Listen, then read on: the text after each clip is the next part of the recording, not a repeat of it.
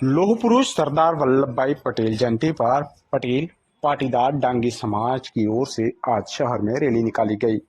Rally शहर में विभिन्न रास्तों से होते हुए दशहरा मैदान पहुंची, जहां पर सभा का आयोजन किया गया। से तो 12 सूत्री मांगे हैं, लेकिन इसकी प्रमुख मांग जो है, जो बरसों से टीएसपी में हमको ओबीसी आरक्षण से वंचित रखा गया है, उस बारे में हमको टीएसपी में ओबीसी में लेने और केंद्र की सूची में भी ओबीसी में शामिल करने हेतु ये महारैली और आंदोलन की।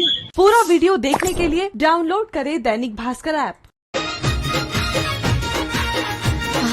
अखंड भारत ना घडवैया येवा सरदार पटेल पण मारा गुजराती हे अंबानी गुजराती अदानी गुजराती अंबानी गुजराती अदानी गुजराती गुजराती नी बोलबाला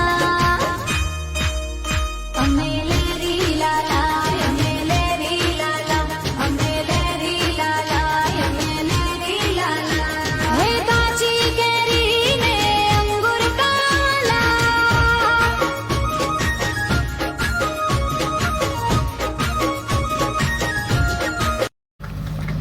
आज इस रैली का हमारा उद्देश्य यही है। हमारा उद्देश्य इतना ही है कि हम मणकों में थे, चैन बनी हुई नहीं थी, पर भाई सुनील जी की टीम ने चैन में इसको बना के और सबको सुभूषित कर दिया। धन्यवाद है सुनील जी की टीम को, बहुत बहुत तालियां बजा के और इनका स्वागत करिए। एक गाना था कि तेरे मन की गंगा मेरे मन की जमुना, बोल राधा बोल संगम होगा कि नहीं। पर वो संगम आज दिख रहा है हमारे सामने, जो हमारे बुजुर्गों ने कल्पना भी नहीं की होगी कि कभी टांगी पाटीदार पटेल अलग अलग नामों से अलग अलग जगहों पर पहचानने वाले एक टेंट के अंदर बैठे हुए हैं। और यही है कि जब तक हम संगठित रहेंगे, हमको कोई रोकने वाला नहीं है। और जिस दिन संगठन तोड़ के और हम दूसरा कोई कर लेंगे तो हम टूटे टूटे उसे और बिखर के और हम अल्प जगह पर हमें अफसोस के साथ रहना पड़ेगा।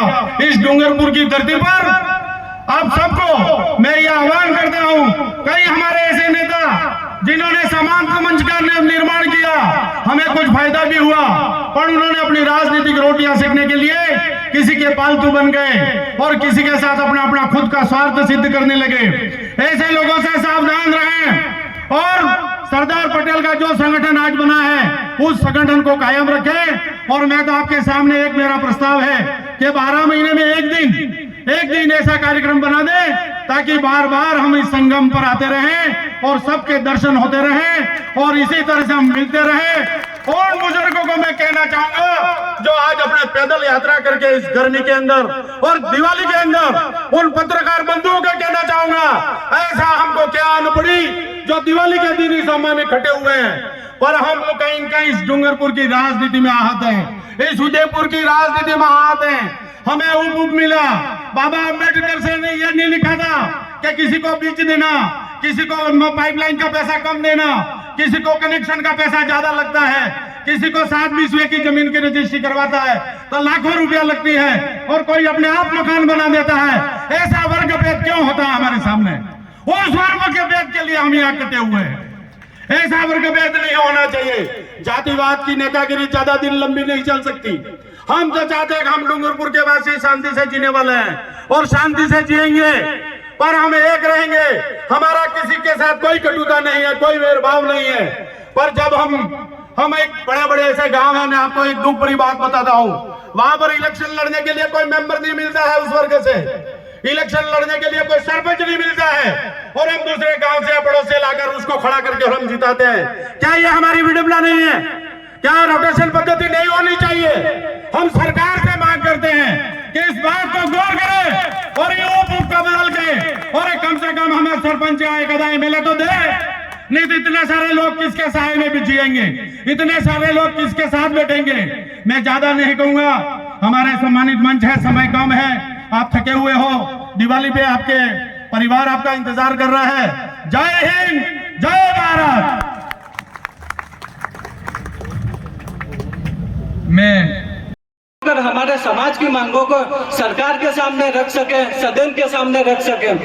और जिन लोगों को हमने वहाँ भेजा है हमारी मांगे पूरी करवाने के लिए, जिन लोगों को हम यहाँ से सपोर्ट कर रहे हैं हमारी मांगे पूरी करने के लिए, उन लोगों को भी पता चले कि अगर हम इनकी मांगों को नहीं उठाएंगे तो आने वाला समय हमारी जगह कोई और बैठा होगा।